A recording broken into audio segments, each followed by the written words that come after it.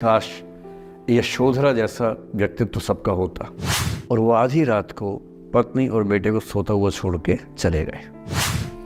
लेकिन यशोधरा की सबसे बड़ी परेशानी इस बात से नहीं कि बुद्ध चले गए, इस बात से है कि बिना बताए चले गए। सुबह उठ के भिक्षा मांगने लग गए उस इलाके में, अपने ही पिता के राज्य में। पिता ने सिर पीट लिया कि भाई क्या कर रहे हैं। और यशोधरा कितनी महान महिला रही होगी, उसने अपने बेटे का हाथ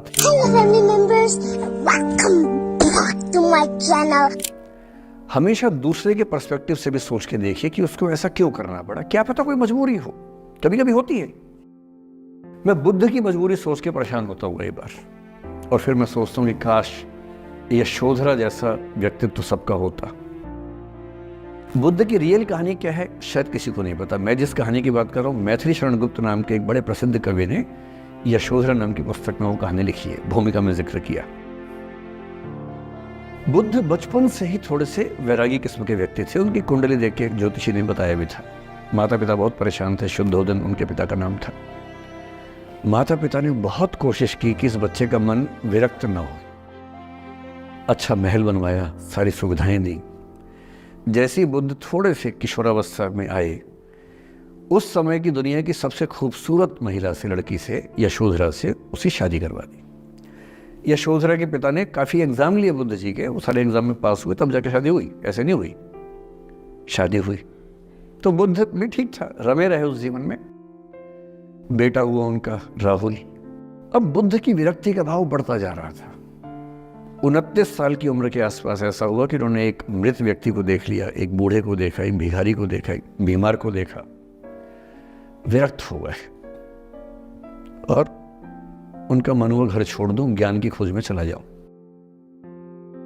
अब ज्ञान की खोज में जाएं, उनको पता है कि भाई मेरी पत्नी भी है, मेरा बेटा भी है, राज्य भी है, कैसे छोड़ दूं। छोड़ना जरूरी है। अंदर की आवाज है कि छोड़ो, तुम इस चीज के लिए नहीं बने हो, तुम्हारा स्वधर्म कुछ और है। बाहर की जिम्मेदारी है कि छोड़ नहीं सकते।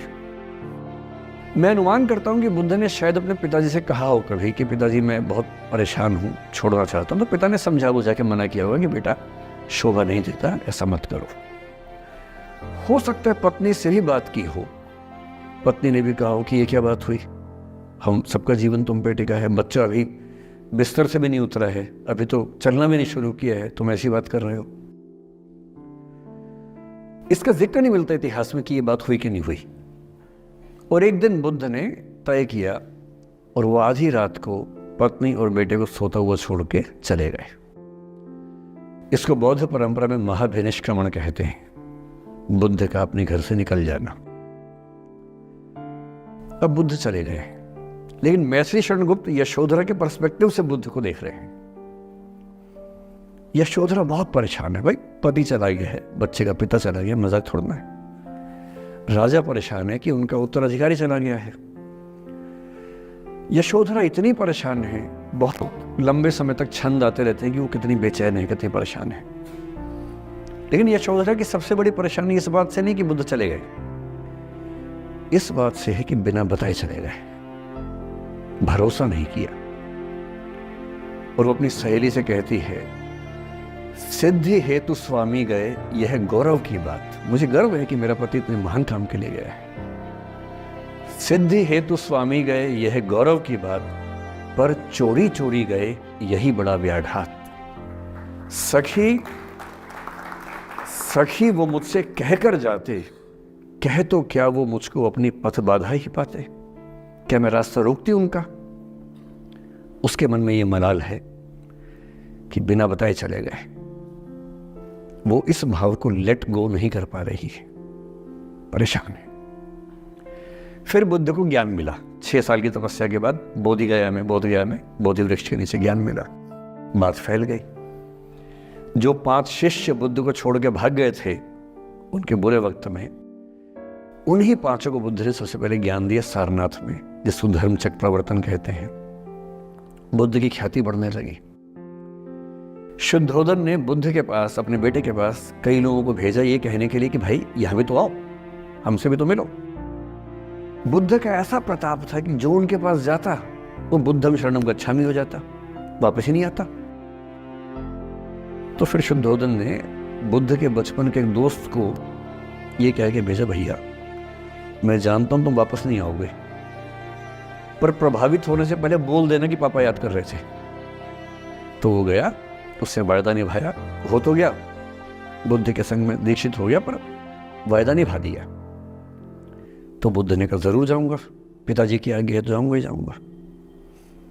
बुद्ध पहुंचे अपने कपिलवस्तु, जो अपना इलाका था, वहां पहुंचे। पूरे कपिलवस्तु में, नेपाल सिद्धार्थनगर से नेपाल जाएंगे तो नेपाल बॉर्डर पे कपिलवस्तु है। मैं देखने गया था वो जगह जहां बुद्ध पैदा हुए थे, बड़ा सुंदर स्थान है, आप भी जाकर देखें कभी। तो बुद्ध पहुंचे रात को, एक धर्मशाला में रुके। अब वहां हल्ला मच गया कि राजा का बेटा धर्मशाला में। बुद्ध ने कहा भाई मैं देखो राजा का बेटा बन के नहीं आया हूं, मैं बुद्ध बन के आया हूं। सुबह उठ के भिक्षा मांगने लग गए उस इलाके में, अपने ही पिता के राज्य में। पिता ने सिर पीट लिया कि भाई क्या कर रहे हैं। फिर बुद्ध ने सूचना भिजवाई कि मैं बुद्ध हूं, बेटा हूं संयोग से, ठीक है मैं आ रहा हूं मिलने के लिए, पर मैं बुद्ध होके आया हूं, मेरी चर्या है, नियम है, मैं भिक्षा से ही जीवन जीता हूं। ठीक है, पिताजी ने कहा चल कोई बात नहीं। फिर बुद्ध गए पिता से मिलने, पिता से मिले, सबसे मिले, भरी सभा में। लेकिन यशोधरा नहीं आई मिलने के लिए, लेट गो नहीं कर पा रही थी। उसके मन में दर्द था, छुप के क्यों गया, बता के जाता। बुद्ध ने पूछा पिता से कि यशोधरा कहाँ है, तो बोले कि वो कह रही है कि अगर बुद्ध मिलना चाहेंगे तो खुद ही मिलने आएंगे मुझसे, मैं क्यों जाऊंगी भाई, आत्मसम्मान भी तो कोई चीज है, मैं क्यों मिलने जाऊंगी। तो बुद्ध मिलने गए। सोचिए कमरे में यशोधरा बैठी है, राहुल साथ में। अब राहुल थोड़ा सा बड़ा हो गया है, 6-7 साल का है। बुद्ध गए हैं। अब आपके मन में आ रहा है कि बुद्ध वहां जाके बोलेंगे सॉरी मैंने गलत किया, I hurt you, I really feel sorry. बुद्ध है वो बुद्ध है। वहां जाके क्या बोल रहे पता है, भिक्षाम देहि, भिक्षा दो। और यशोधरा कितनी महान महिला रही होगी, उसने अपने बेटे का हाथ बाप के हाथ में दे दिया। लेट गो का इससे महान उदाहरण दुनिया के इतिहास में नहीं है कि चलो आखिर तुमने आके झुक के कुछ मांगा तो सही। उसकी जितनी ईगो थी, अहंकार था, सब विगलित हो गया। और जो औरत परेशान थी कि मुझसे बिना बताया गया, उसने अपने बेटे को दे दिया कि इसको लेके जाओ, क्योंकि मैं जानती हूं कि तुम महान काम कर रहे हो, और तुम महान काम कर रहे हो तो मैं क्यों बीच में आऊंगी भाई। मेरा पति महान काम कर रहा है तो मुझे खुशी होनी चाहिए, और तुम्हारी उस खुशी में मैं क्यों पीछे हटूं। बस मुझे भरोसे में लेके जाते तो और खुश होती। Don't forget to subscribe my channel.